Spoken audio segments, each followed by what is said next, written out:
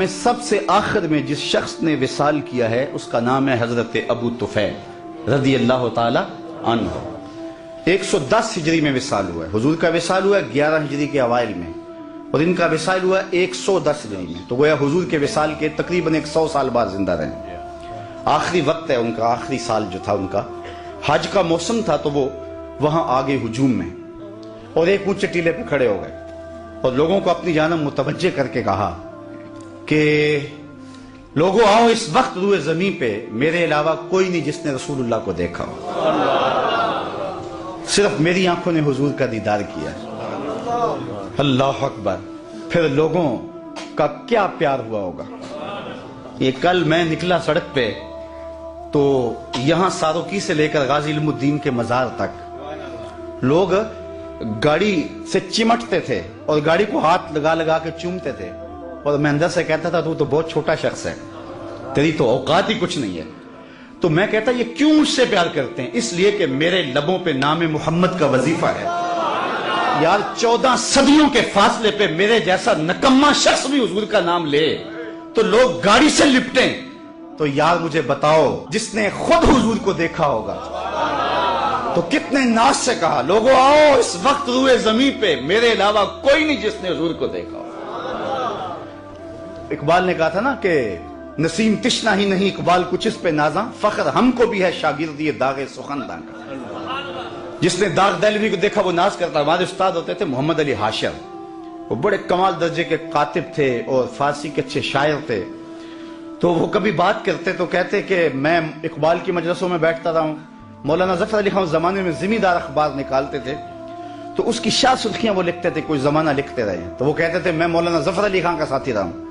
تو جو مولانا ظفر علی خان کا ساتھی رہے وہ تو ناز کرے، جس نے اقبال کی مجلس میں چند لمحوں کے لیے بیٹھنے کی سعادت پائی ہو وہ تو فخر کرے، جس نے داغ دہلوی کو دیکھا ہو وہ تو ناز کرے، اور جس کی آنکھوں نے جمال محمد عربی کو دیکھا ہو وہ اپنے مقدر پہ کیوں ناز نہ کرے، وہ فخر کیوں نہ کرے۔ کہا لوگوں آؤ، اس وقت کوئی کائنات میں دوسرا نہیں ہے جس نے حضور کو دیکھا ہو۔ سب سے آخری شخص میں ہوں جس نے حضور علیہ السلام کا دیدار کیا۔ تو لوگ جمع ہو گئے، ہجوم بن گیا۔ میں توجہ تھوڑی دیر کے لیے چاہوں گا، یہ سارے انتظام بعد میں ہو جائیں گے، اس لیے کہ تذکرہ چھڑا ہے حضور کے حسن کا، اور حسن ایسا ہے، پہلے اس پر انہماک کی ایک بات سن لیں۔ یار چہرہ حضور کا تو چہرہ رہا نا۔ ایک صحابی ہیں حضرت میمونہ بنت کردم رضی اللہ تعالیٰ عنہ، کہتے ہیں مجھے شوق تھا میں کہ حضور کو دیکھوں، تو ایک دن میں اپنے باپ کے ساتھ حضور کو دیکھنے گئی، اور یہ حجۃ الوداع کا موقع تھا، حضور اونٹنے کے اوپر بیٹھے ہوئے تھے۔ میرے باپ نے حضور سے کوئی بات کی، لیکن حضور کے جلال کی چمک اتنی تھی، جمال کی، کہ میری ہمت نہ پڑی کہ میں حضور کا چہرہ دیکھ سکوں۔ تو کہتی لوگوں میں نے حضور کا چہرہ تو نہیں دیکھا، لیکن میں نے حضور کے پاؤں دیکھے ہیں۔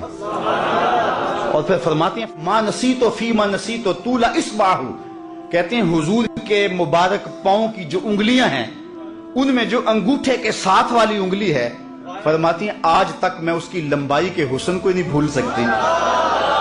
یار جس کے پاؤں کی انگلی کا حسن محو کر دیتا ہے اور ساری زندگی نشہ ہی نہیں اترتا، اس کے چہرے کے جمال کی کیفیت کیا ہوگی۔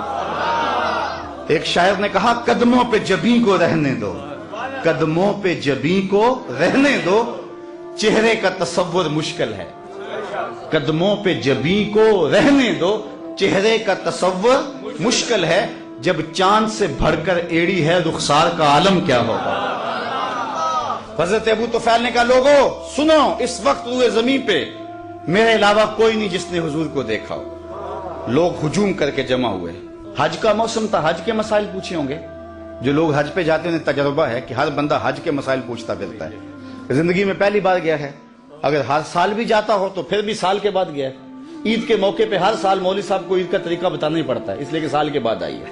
تو حج کے ایام میں بھی یہ ہوتا ہے، ہر بندہ حج کے مسائل پوچھتا ہے۔ تو ایک صحابی مل گیا ہے، تابعین نے پوچھا ہوگا کہ حضور نے حج کیسے کیا، منا میں کیسے گئے، عرفہ میں قیام کیسے کیا، حضور علیہ السلام نے عرفات میں قیام کیسے کیا، مزدلفہ میں قیام کیسے کیا، رمی جمال کیسے کیا، لیکن تاریخ کا جواب نفی میں ہے۔ کسی نے حج کا مسئلہ نہیں پوچھا، کہا صف لنا رسول اللہ صلی اللہ علیہ وسلم، تم نے حضور کو دیکھا ہے تو بتاؤ حضور کا چہرہ کیسا تھا، حضور کی آنکھیں کیسی تھی، آنکھوں میں ماں ذات کے ڈورے کیسے تھے، زلفیں کیسی تھی، حامیم کے کنڈل کیسے تھے، صف لنا رسول اللہ صلی اللہ علیہ وسلم.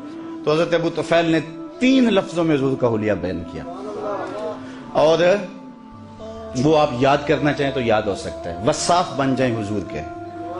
علماء نے لکھا ہے جو شخص حضور کا حلیہ بیان کرے لوگوں کے دل میں اس کے لیے جگہ بن جاتی، لوگ اس سے پیار کرنے لگ جاتے ہیں. ہر بندہ چاہتا نا میں ہر دل عزیز بن جاؤں. تو میں آپ کو بتاتا ہوں، اگر نسخہ بتا رہا ہوں، وہ سنیاسی بابے تو ساتھ لے کے نسخہ مر جاتے ہیں، لیکن میں آپ کو نسخہ دے کے جا رہا ہوں. اگر چاہتے ہو کہ ہم ہر دل عزیز بن جائیں، حضور کے حسن کے قصیدے پڑھا کرو، لوگ تم سے پیار کریں گے.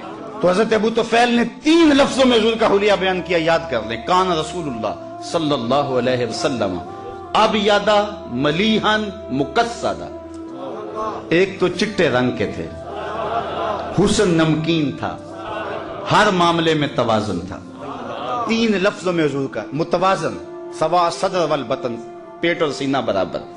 پیٹ اٹھا ہو سینہ اندر ہو حسن ختم ہو جاتا ہے. سینہ آگے نکلا ہو پیٹ چپکا ہو تو یہ بھی حسن کو زائل کر دیتا ہے. سینہ اور پیٹ برابر ہو تو یہ اعتدال ہے. ابل الذرائین والسعدین والزندین، کلائیاں حضور کے مبارک، کندھے مبارک حضور کے بازو سب برابر تھے اور جو ہے موزونیت کے ساتھ بڑے تھے. کان رسول اللہ لیس بالطویل الممغط ولا بالکثیر المتردد. قد ایسا کہ نہ پست کہا جائے نہ بہت لمبا کہا جائے. چونکہ بہت لمبا قد بھی حسن میں جو ہے وہ نقصان کا سبب ہے، چھوٹا قد تو ہے ہی نقصان کا سبب ہے. حضور درمیانی قد و قامت کے حامل تھے. لیکن ایک شان اللہ نے اپنے محبوب کو یہ بھی دی تھی کہ لمبے لمبے قد والے صحابی بھی تھے. حضور کا قد لمبا نہیں تھا، حضور کا قد درمیانہ تھا. لیکن اذا جامع الناس غمرہم، جب حضور آتے نا تو 10,000 کا مجمع بھی ہوتا، حضور کے کندھے سروں سے اونچے دکھائی دیتے. یہ اللہ نے اپنے محبوب کو شان دی تھی. اور جنہوں رب نے اونچا کیا ہے کون اس کو نیچا کر سکتا ہے. حضور کے کندھے اوپر دکھائی دیتے. اسی طرح فرمایا حضور متوازن تھے. حضور کا رنگ سفید تھا، ازہر اللون، نکھرا ہوا رنگ، ابیض اللون، چمکدار رنگ. اللہ اکبر. اور پھر حضور علیہ السلام کا حسن نمکین تھا. کچھ حسن میٹھے ہوتے ہیں. جمال یوسفی میٹھا تھا، زنان مصر کی انگلیاں کٹ گئی. اور حضور کا حسن نمکین تھا. نمکین میں کشش زیادہ ہوتی ہے. شاہ ولی اللہ محدث دہلوی فرماتے ہیں میرے والد نے حضور کو خواب میں دیکھا اور یہی سوال پوچھا. حضور حسن سبی کی نسبت حسن ملی کے اندر کشش زیادہ ہوتی ہے. اور آپ نے خود کہا ہے انا املا ہو واقعی یوسف اسبہ ہو، میں نمکین حسن والا ہوں، میرا بھائی یوسف میٹھے حسن والا تھا. لیکن وہاں انگلیاں کٹ گئی، یہاں کوئی ایسا واقعہ پیش نہیں آیا. تو اس کی کیا وجہ ہے جبکہ حسن ملی زیادہ پرکشش ہوتا ہے؟ تو حضور نے جواب کیا دیا، جمالی مستور عن اعین الناس غیرۃ من اللہ. اے عبد الرحیم، اللہ نے غیرت محبت کی وجہ سے میرے حسن کو لوگوں کی نظروں سے چھپا دیا. کوئی محب نہیں چاہتا کہ میرا کوئی محبوب دیکھے. قتیل شفائی تو یہاں تک آگے بڑھ گیا کہ اس حد تلک بڑھ گئی ہے بے اعتمادی کہ تجھ کو تجھ سے بھی چھپانا چاہتے ہیں. وہ کہتا ہے میرا جی چاہتا ہے میرا یار آئینہ بھی نہ دیکھے، خود بھی اپنے آپ کو نہ دیکھے. تو کہا میرا حسن لوگوں کی نظروں سے چھپا کے رکھا گیا ہے. چھپے ہوئے حسن کا عالم ہے کہ حسان بن ثابت کہتے ہیں فلما نظرت الی انوارہ فودعت کفی علی عینی خوفا من ذہاب بصری.